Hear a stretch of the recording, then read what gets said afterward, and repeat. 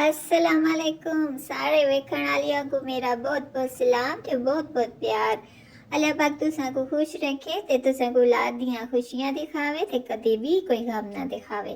ता ये आज देखो ना इतनी मज़ेदार मैं माश दी दाल बनाई है कि तुसां खासो ते तुसां की पता लग जुलसी ते इस तरह बनासो ते तुसां ये जेहड़ियां ट्रक ड्राइवर वालियां दालां होंदियां ने ना इसां गी भी भुल जुलसो। तो चलो फिर बनाने शुरू करने ते बिस्मिल्लाह रहमान रहीम।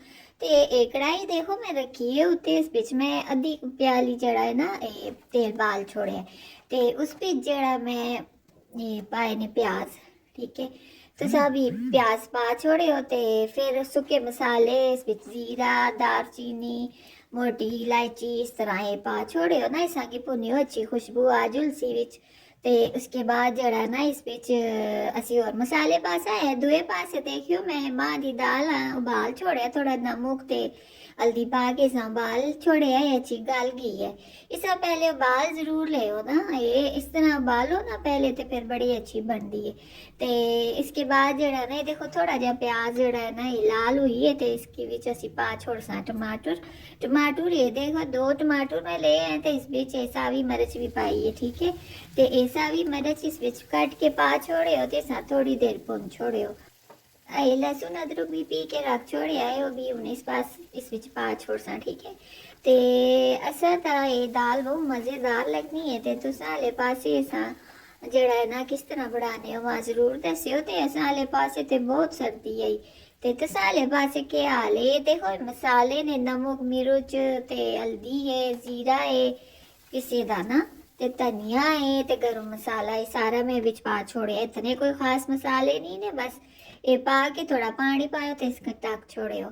ते मैं क्या आखनी है कि इस पासे ते साले पासे जारे वाले पासे ते बहुत सर्दी हुई दी है बारिश लगी दी है ते तो साले पासे के हाले के सर्दी दे हालात ने ते मां जरूर दस्यो। ते देखो पानी सुक्या ना ते इस बीच मैं थोड़ी जी दही पा छोड़ी है ते दही पाने नाल इस बीच ये नेक्स्ट लेवल वाला जड़ा ना ये स्वाद आ जुलसी।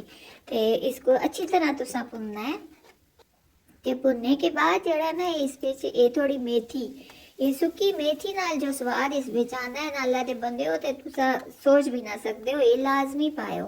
ते सुक्की मेथी इसकी पा छोड़ियो धो के पाए बिच रोड़ शोड़ बड़े होने ने ते धो के इस बिच मेथी पायो इसकी भुनियो अच्छी खुशबू आन लगता है सी जदों ते फिर तुसा जड़ा ना इसनों अच्छी तरह और भुनना है।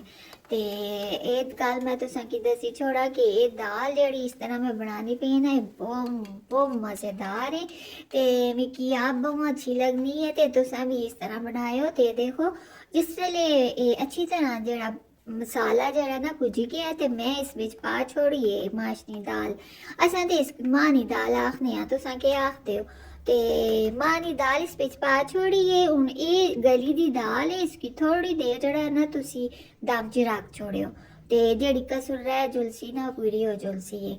ते इस बिच अखीर बिच जड़ा थोड़ा जिहा तुसी ना देसी घ्यो पायो ते स्वाद आसी के तुसी याद रखसो ते इसको घ्यो पा के ना ते इसको थोड़ा दम च छोड़ दियो ते अल्लाह दे बंदे हो कोई लैग शैग भी कर छोड़या करो ते तुसा दा अंगूठा ना दुखदा होए ते घंटी आला बटन भी दबा दिया करो कि कोई ऐसा वास्ते भी अच्छा काम हो जुलसी।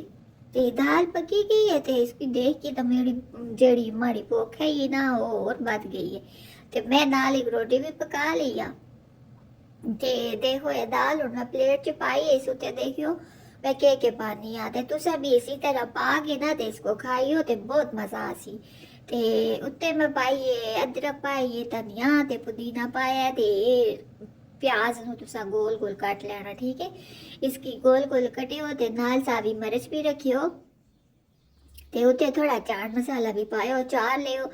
अल्लाह दे बंदियो इतना मजा आसी ना तुसा की ये दाल इस तरह खायो रोटी दे उत्ते घ्यो चोपड़ियो लाजमी असली घ्यो चोपड़ियो ते ये खायो ते इतना मजा आना है ना कि तुसा के कुकड़ी दियां टंगा ते ये बकरे दियां लत्तां ते फलाना फलाना ये सब भुल जुलसो। ये तको कितनी मजेदार खड़ी खड़ी एक एक दाना तुसा की नजर आना पिया इतनी मजेदार है बनी है। मैं सिर्फ आखने दी हद तक नहीं आखनी पई ये वाकई बहुत मजेदार है ते तुसी जरूर इसकी बनायो बहुत अच्छी होती है फायदेमंद भी होती है।